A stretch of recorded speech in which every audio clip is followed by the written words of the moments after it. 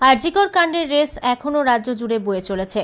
সরকারি অফিস থেকে হাসপাতাল সব জায়গায় রাত্রিকালীন নিরাপত্তা ব্যবস্থা নিয়ে প্রশ্ন তুলতে শুরু করেছেন সাধারণ মানুষ। আর এরই মধ্যে মালদার হরিশ্চন্দ্রপুর ১ নম্বর ভূমি সংস্কার দপ্তরের অফিসে হাতে নাতে মধুচক্রের আসর ধরে ফেলল গ্রামবাসীরা। ওই দপ্তরের নাইট গার্ডের নেতৃত্বেই দীর্ঘদিন ধরে চলছিল অফিসের মধ্যেই মধুচক্রের আসন। দপ্তরের ঘরের মধ্যেই চলছিল অশালীন কাজকর্ম এবং মদ বিরিয়ানির ফোয়ারা। গ্রামবাসীদের অভিযোগ, হরিশ্চন্দ্রপুর ১ নম্বর ভূমি সংস্কার দপ্তরের কার্যালয় গ্রামের এক প্রান্তে নির্জন এলাকায়। আর এই সুযোগে প্রতি সপ্তাহে শনি রবিবার করে সন্ধে নামলেই অফিস চত্বরের মধ্যে থাকা হাইমাস ল্যাম্পের আলো বন্ধ করে দিতেন ওই নাইট গার্ড। আর অন্ধকারের সুযোগে বাইরে থেকে যুগলরা ওই নাইট গার্ডের মদতে দপ্তরের ঘরে প্রবেশ করতেন। তারপরেই চলত অশালীন কাজকর্ম। আজও রবিবার যথারীতি রাত্রি 8:30 নাগাদ হঠাৎ করে দপ্তরের সামনের লাইট বন্ধ হয়ে যায়। পরে গ্রামের কিছু ছেলে লক্ষ্য করে বাইরে থেকে এক যুবক এবং যুবতী দপ্তরে প্রবেশ করলো নাইট গার্ডের মদতে। এরপরই গ্রামবাসী সেখানে ছুটে গিয়ে তাদেরকে আপত্তিকর অবস্থায় দেখতে পান।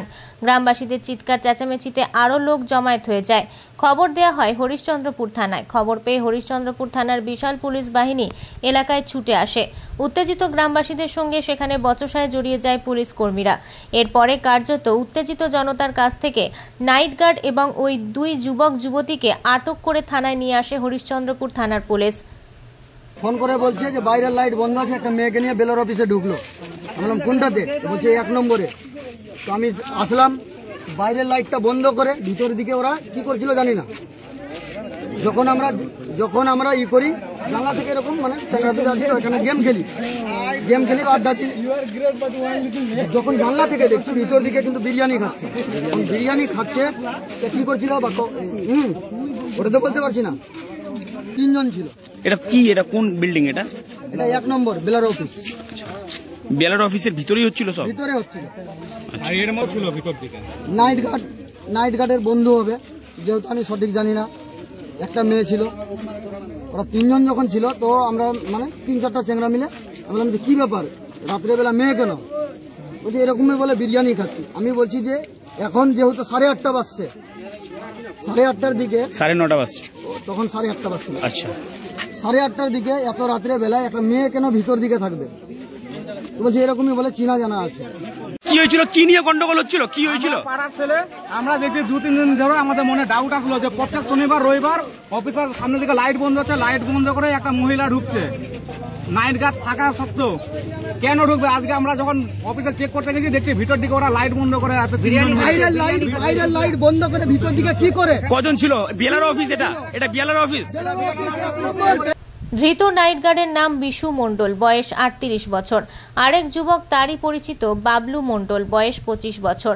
দুজনেরই বাড়ি দক্ষিণ রামপুর এলাকায়। তবে ওই গৃহবধূর নাম এখনো উদ্ধার করা যায়নি। প্রসঙ্গত, যখন রাজ্যে আরজিকর মেডিকেল কলেজে এক পড়ুয়া চিকিৎসকের ধর্ষণ করে নৃশংসভাবে খুনের ঘটনা সামনে এসেছে আর অভিযোগের তীর এক সিভিক ভলেন্টিয়ারের দিকে, সেই ঘটনার পরপরই আবারও সরকারি অফিসের রক্ষকের দ্বারা মধুচক্রের আসর সামনে চলে আসায় চরম অস্বস্তিতে জেলা প্রশাসন। ভূমি সংস্কার আধিকারিক রেভিনিউ অফিসার দেবরাজ মুখার্জি বলেন, ঘটনাটা কি ঘটেছে খোঁজ নিয়ে দেখছি। যদি কোনো খারাপ কিছু ঘটে থাকে আইনত ব্যবস্থা নেওয়া হবে। যে নাইট গার্ড অফিসের ভিতরেই একটা মানে অসামাজিক কাজকর্ম চলছিল বহুদিন ধরে, এমনটাই অভিযোগ করছে গ্রামবাসীরা। আর আজকে দুজনকে আটক করে নিয়েছে, একজন গৃহবধূও ছিল সঙ্গে। দেখুন, বিষয়টা আমিও শুনেছি, লোকমারফত শুনেছি। অ্যাকচুয়ালি কি ঘটেছে এখনো আমার জানা নেই।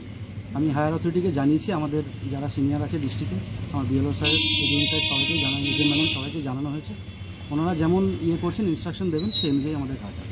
স্যার, গ্রামবাসীরা একটা অভিযোগ করছে যে বহুদিন ধরেই চলছিল এগুলো অসামাজিক কাজকর্ম। তো আমার জানা নেই এখনো পর্যন্ত যে এরকম কোনো হয়েছে না। আমি আজকেই খবর পেলাম, সেই অনুযায়ী আমি উপরে জানিয়েছি। এবার ওনারা যেমন ডিসিশন নেবেন সেই অনুযায়ী ব্যবস্থা নেওয়া হবে। আইনে যা হবে সেই সবার জন্য আইন সমান। আইনে ওনার যা শাস্তি হবে সেটা পুলিশ করে দেখবে, তদন্ত করে দেখবে। তারপর সরকারি দপ্তরে, সরকারি অফিসে এরকম একটা অসামাজিক কাজকর্ম চলছে, এটা কিভাবে দেখছেন আপনারা? না, যদি এটা সত্যি হয়ে থাকে অবশ্যই এটা যেটা কঠোরতম শাস্তি হওয়ার কথা, এটার এইরকম যদি কোনো অপরাধ করে থাকে তার কঠোরতম শাস্তি হবে। স্যার, পুলিশ ওখান থেকে নিয়ে এসছে। আমি পুলিশ সাহেবের সঙ্গে কথা বলেছি। ওনারা আমাদের অফিসিয়ালি তরফ থেকে যতটা আমাদের করার আছে আমরা করব।